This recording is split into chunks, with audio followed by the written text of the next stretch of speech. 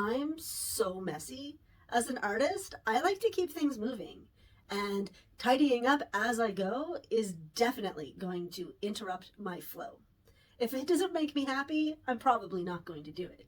But does mess really make me happy? Or am I just fooling myself into not keeping on top of things?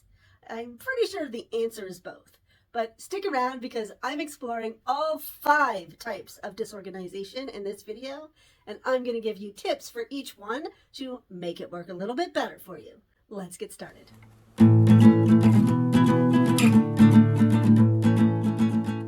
I had no idea that there were so many different kinds of disorganization. Let's run through them. First is physical mess. That's visual clutter. Piles of laundry, dishes, knickknacks, mail. This is the type of disorganization that everyone notices, and ADHDers usually feel the most shame about. Next is mental disorganization. That shows up in racing thoughts, forgetfulness, jumping from one task to another. There is a typical ADHD behavior called pirouetting, where we literally spin around trying to decide where we're going to move next, what task we're going to finish, or even trying to remember what the task was that we were doing. That's mental clutter for sure. We also have time disorganization. ADHDers are known for their time blindness. Even if we have a calendar right in front of us, it's very difficult for us to visualize the passing of time, which means that we often show up late or miss appointments because we get our dates wrong. And there's digital disorganization. Who here has an email with thousands of unread emails? Me. It's very common for ADHDers to fill up their digital world with literal clutter. That can mean multiple profiles on the same platform. It can mean unread emails or just apps that you never use on your phone. And lastly, there's creative chaos, my favorite. A messy approach to art making is so freeing. There's no perfectionism if the goal is chaos. And the more prolific you are, the better, because all of those extra canvases or extra pieces of paper, they're not clutter, they're process, and they often tell a better story than the finished piece. The mess that comes with creativity hits differently. Like, you can remember where everything is, even if it looks like utter chaos. It all makes sense in your mind. But the thing is, you can't make a mess on top of a mess. You only rearrange it. At some point, you do need to clean up. But is it possible for me to have my mess and contain it too? My studio is a well-oiled mess machine because I've designed it to make cleanup quick and easy and, most importantly, painless. What is this sorcery? It's labels. Yeah, I know. Crazy, right? But seriously, I'm not one for labels in most situations. But when it comes to organizing your surroundings, baskets and trays and labels are your best friends. Everything in my studio has a home that's labeled so I can remember where to put it. I have a lot of stuff, and because I work in so many different mediums, I could need a particular tool or material at a moment's notice. But labels aren't just great at helping you find things, they're great at helping you put things away. So it goes like this. I make a mess and I'm working on a project, and at the end of the night when I'm ready to go home, I don't clean up my entire space, but I also don't want to leave it as chaos because when I come back the next day, I'm going to be overwhelmed by the mess that I left. I may just pick up the closest, easiest 10 things, put them back where they belong in their home, and call it a day. It doesn't seem like much, but the thing is, ADHD brains don't like transitions, so there's a pretty good chance that once I start putting away those few items, I'm going to continue doing it, so I'm not so overwhelmed. Even if I don't finish cleaning up the whole mess, it's going to be in better shape when I return.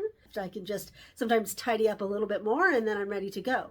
It's so easy to put a few more things away when I'm starting to set up in the first place. I know it sounds so basic, like labels, that's your big organizational secret, but really it makes a huge difference. Get yourself some labels and try it out. I promise you it's going to change your life. My secret for mental disorganization is pretty much the opposite. Instead of organizing all my thoughts, I spew them onto a page. Journaling is one of the best ways to deal with mental clutter. Get all those half thoughts and silly ideas out onto the page so they don't stay in your head.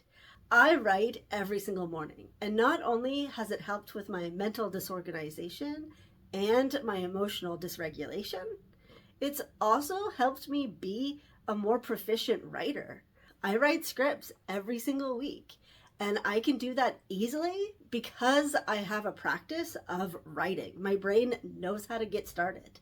I started journaling every morning when I read The Artist's Way by Julia Cameron. She calls it morning pages. And the idea is that as soon as you wake up, you write 3 pages of automatic writing, which means you don't think about what it sounds like, is it good, perfect grammar, or any of those things. And hey, if you need to write, I don't know what to write, I'm just putting words down on the page until something comes into my mind, that's fine. Eventually, you'll just start letting it out. It's gonna take some practice, but it's definitely worth it. Time disorganization, aka time blindness, I've pretty much given up. Mostly because I don't think we're time blind. I think ADHDers are time sensitive. It's just that we're sensitive to the reality of time, which is non-linear, non-sequential, and kind of a bit of a mess. Neurotypicals like to divide it up in equal pieces, but time doesn't work like that. I mean, a single second can feel like a lifetime, and hours can feel like the blink of an eye. I'm not going to go into time blindness too much because it's kind of a special interest. I could talk about it at length, and I have 2 other time blindness videos. So if you're really interested in learning more, check out the videos here. Social media and smartphones in general are like dopamine dealers. It's really easy to get addicted, especially if you have ADHD, myself included. So maybe I'm not the person to be giving you any advice, but there is one thing that I've found that works extremely well, and that's in your accessibility settings.